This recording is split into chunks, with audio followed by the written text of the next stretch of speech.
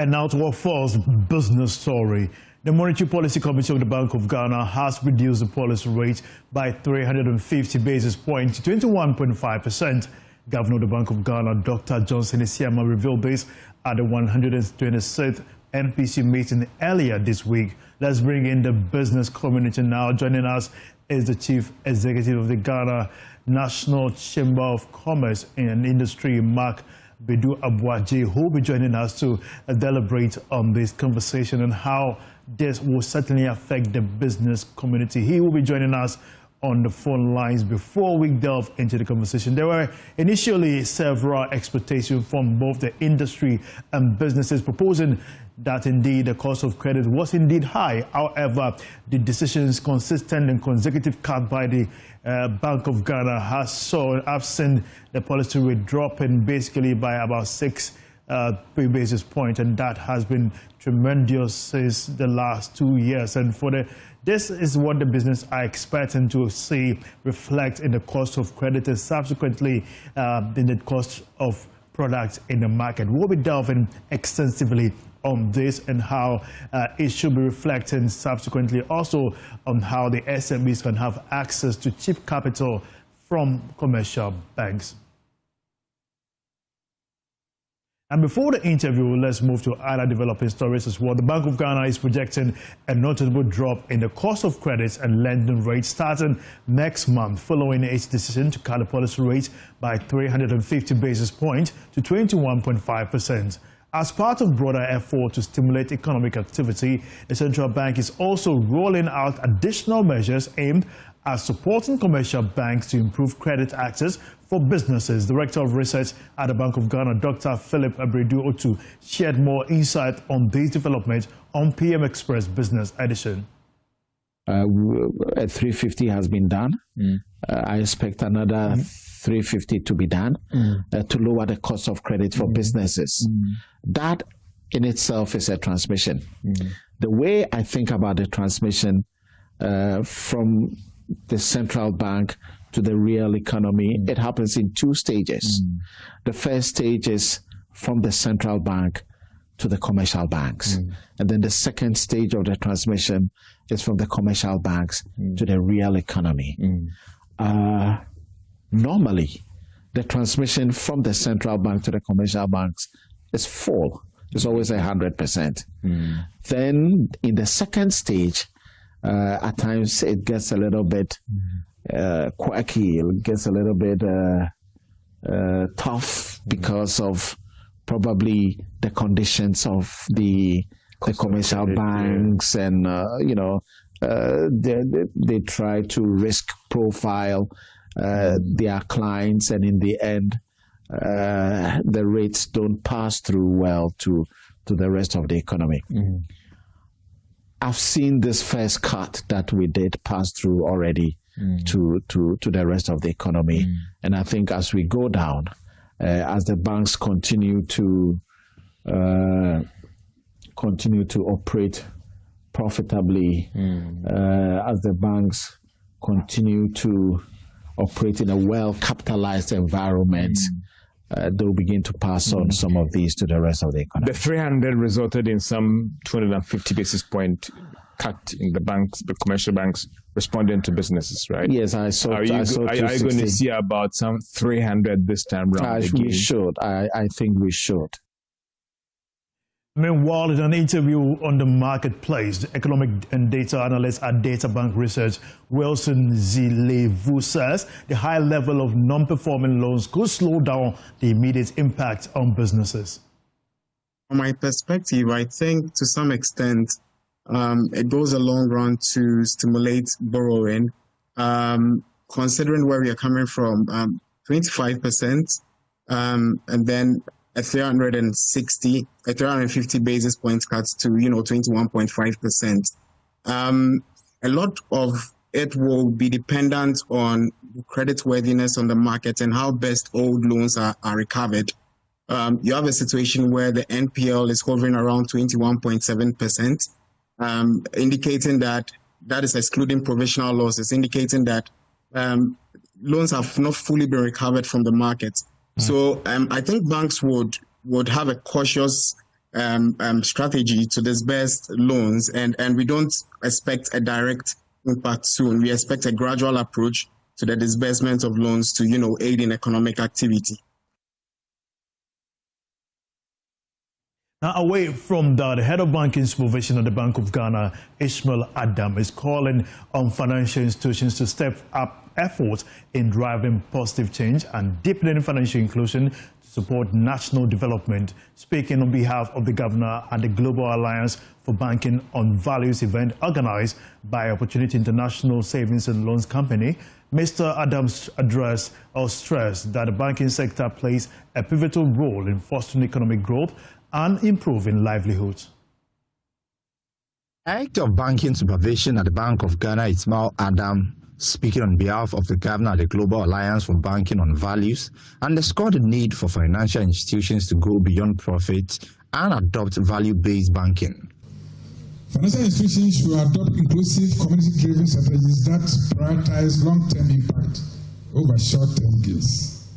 So this will include investing in financial literacy, leveraging on technology to reach and underserved population, forming strategic partnership like OI is doing with GEPF, and embedding ESG principles into our core operations. Chief Executive Officer of Opportunity International Savings and Loans Company Limited, Kwame Owusu-Boateng, also emphasized the importance of adhering to strong ethics and banking standards in building trust with customers. It's very key in the sense that we've seen a number of microfinance institutions, savings and loans companies, and even banks come up and collapse.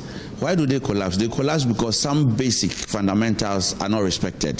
The whole world is moving towards the direction of ESG, environmental governance and sustainable standards of practicing banking. And if these principles are not embedded in the DNA of such financial institutions, then you realize that some compromises are made and the institutions go down. Executive Director for the Global Alliance for Banking on Values, Martin Rona, highlighted the role of technology, urging banks to use artificial intelligence ethically to support financial services. So there's many different ways of looking at this. I think among our community, we already understand the why of values-based banking. The why is that by focusing on people, planet, and prosperity, we know that eventually the profitability will also set in. For Managing Director of Centenary Bank in Uganda, Fabian Kasi, the event is a timely reminder for the sector to explore sustainable solutions that align profitability with social impact. Being part of this organization, Global Alliance for Banking on Values, is key in the sense that it reminds all of us that we shouldn't only just aim at making profits, but we need to aim at the building blocks to the profits. And those building blocks are the fact that we have to focus on the impact, social impact of the customers that we serve. The Global Alliance for Banking on Values brought together banking leaders and stakeholders to discuss how values-driven finance can shape a more inclusive and sustainable financial system. The Secretary General of Ghana has launched its Green Funding Initiative to empower staff and customers with innovative financial solutions that drive the sustainability agenda. According to the bank's Managing Director, Hakeem Ozani, the initiative will provide companies and individuals with access to very low interest financing as part of effort to promote a greener world. He made this announcement at the bank's Environmental, Social and Governance Networking event held in Accra. Initiative unveiled at SG Ghana's Environmental, Social and Governance Networking event in Accra is expected to promote clean energy adoption, green transport and environmentally responsible business practices. Managing Director of SG Ghana, Hakeem Ozani, said the launch of the Green Funding Initiative forms part of the bank's broader sustainability journey. Globally, you know that ESG is in the heart of our strategy. Through the financing solutions, but also through many initiatives that we do under the environmental, social and corporate social responsibility also.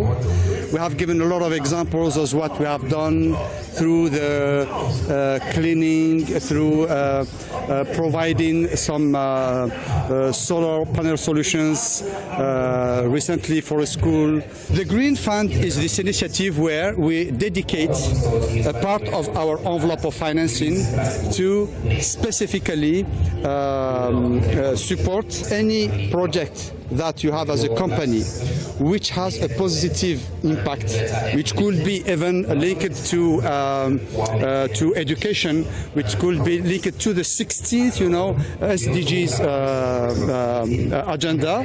We will look at it. If you have all the criteria, you will benefit from this fund, and this fund will allow you to get very low interest rates, much lower than what you could have in the market, particularly on this area. Head of CSR at SG Ghana, Priscilla Isham, emphasized the bank's deliberate approach to strengthening sustainability adoption. There's no business without sustainability, and SG, we are leading the way, and we are doing it together with our clients. We're saying that every traditional business has an alternative green alternative, and we're giving financing, we're giving technical advice and support.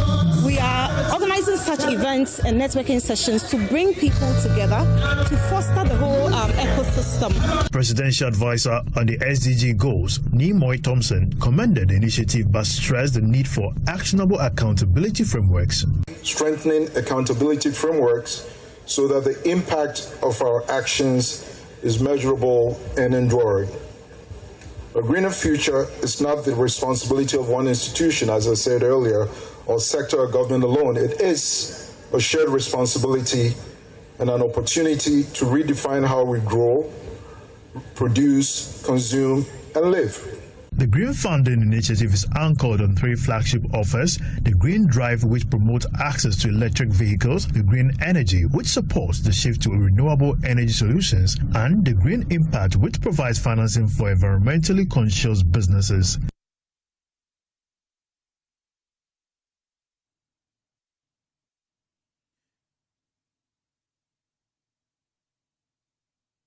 Now we go back to our earlier story. The Monetary Policy Committee of the Bank of Ghana has reduced the policy rate by 350 basis points to 21.5%. Governor of the Bank of Ghana, Dr. Johnson Isiama, revealed this at the 126th MPC meeting earlier this week. Let's bring in the business community now. Joining us is the Chief Executive of the Ghana Chamber of Commerce and Industry, Mark Bidu Abuaji, who joins us on phone. It's good to have you here on the Business Lab. Now, what do you make of the Bank of Ghana's decision to cut the policy rate by some significant margin? Well, I think it's a right decision. We have been expecting this.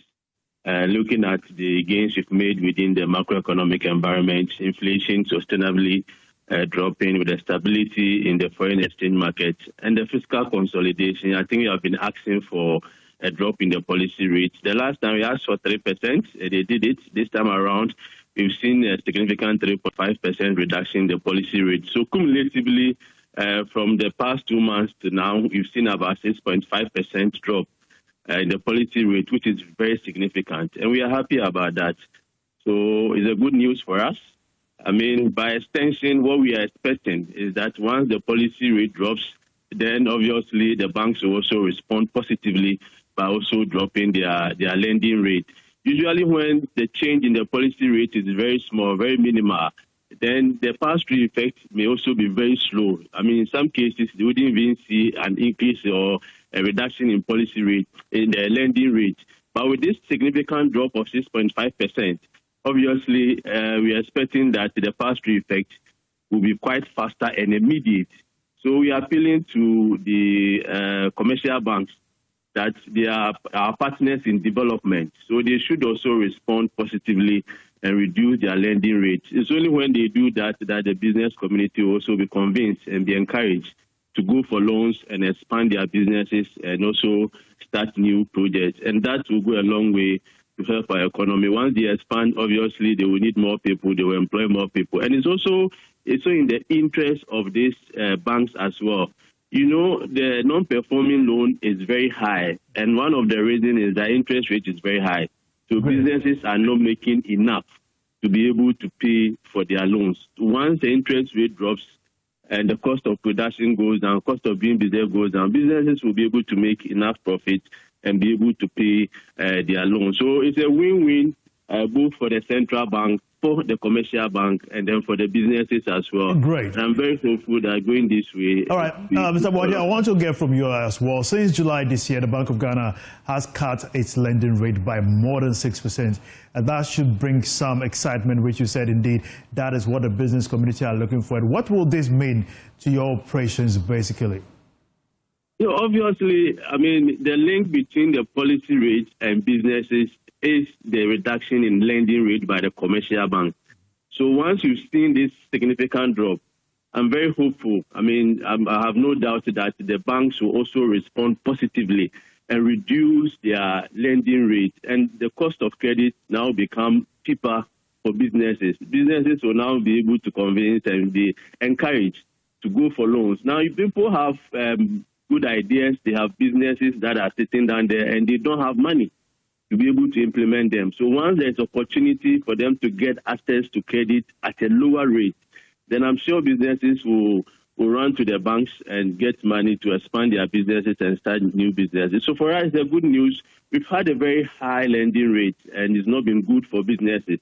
So if the policy rate is coming down, then obviously the banks, the commercial banks should also respond positively. And it should be an immediate case. As I said earlier, this drop is very significant, and I don't expect that any commercial bank will give any excuse.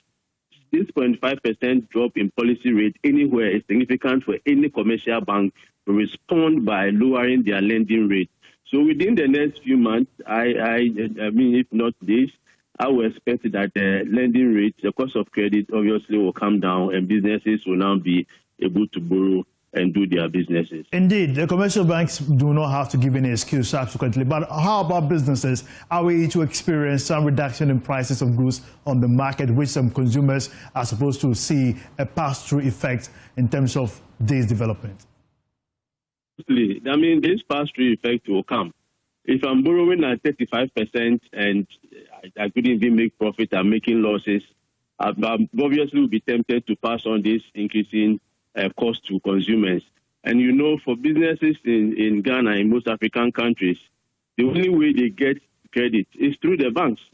So they go to the banks and they get a credit. So once the cost of credit is coming down, cost of doing business obviously will come down, and every business person will be willing to transfer some of these benefits to consumers. So once the interest rate comes down and we go and borrow, obviously prices of goods and services will follow. So let's all be hopeful and that this success that we have been enjoying in terms of the macroeconomic indicators in recent times will be continued, will be sustained. Okay. And I think businesses will have some relief in terms of prices of goods and services. We appreciate your time here on the Business Live. Thank you for your time as well. Now, away from that, Access Bank has awarded cash prizes of up to 15,000 cedis and a year-long subscription for winners in the third and fourth draws of the Fa Ketewa Beje Keseɛ promo. Speaking to Joy Business after the draw, which was held in Accra, Eugenia Addo, head of SME and support at Access Bank, explained the Fa Ketewa Beje Keseɛ promo is aimed at encouraging culture of savings among the youth. Here is more from the Access Bank Fa Ketewa Beje Keseɛ promo. Participate in the draw, customers are required to deposit a minimum of 250 cedis into a new or existing account. Supported by the NLA Caritas platform, selected customers were awarded with cash prizes ranging from 1,500 cedis to 15,000 cedis at the third and fourth mini draws held in Accra. In addition, about 16 young customers of the bank received fully paid 12-month subscriptions on streaming platforms such as Netflix and Amazon Prime. Eugenia Addo, head of SME and support at Access Bank, explained that the Fa Ketewa Beje Keseɛ promo is aimed at deepening financial inclusion and encouraging a culture of savings among customers. Fa Ketewa Beje Keseɛ promo is Access Bank's way of rewarding customers and promoting the culture culture of savings. The promo is in two main fold. We are looking at the mass retail and the youth. The whole idea is to promote the culture of savings. For the youth, what we are looking at is to promote the migration onto digital space, and so to get the youth to use their cards more often. In all, 84 customers have been awarded across 4 draws since the promotion began in May. Eugenia Addo called on customers to continue depositing to increase their chances of winning in the upcoming mega draw. We encourage everyone. You don't necessarily have to be a customer with Access Bank before. You can open accounts today, deposit 250 cedis, and then you can enter this promo. We encourage everyone out there to join in the mega draw, to come on board to the Faketwa Bejikesia promo to win more. In her address, Catherine Ampoma, head SME sectors, emphasized the bank's commitment to support customers. Today, we continue that tradition, not just to celebrate winners, but to honor every individual who chose to save, invest, and believe in the brighter future that Access Bank represents. Access Bank believes that the promotion will not only reward customers, but also support them through life's challenges, highlighting the opportunities that can be unlocked by small deposits. Some customers present at the draw also received giveaways. The bank remains optimistic about delivering exceptional and tailored services to customers across all market segments. Now that's all for Business Live here on the JoyNews channel. Don't forget to still stay tuned, because Beyond the Numbers is coming back with analysis, in-depth analysis of the monetary policy rate, and that is going to be quite comprehensive. You don't want to miss any second. Stay tuned and have a good business day. Bye-bye.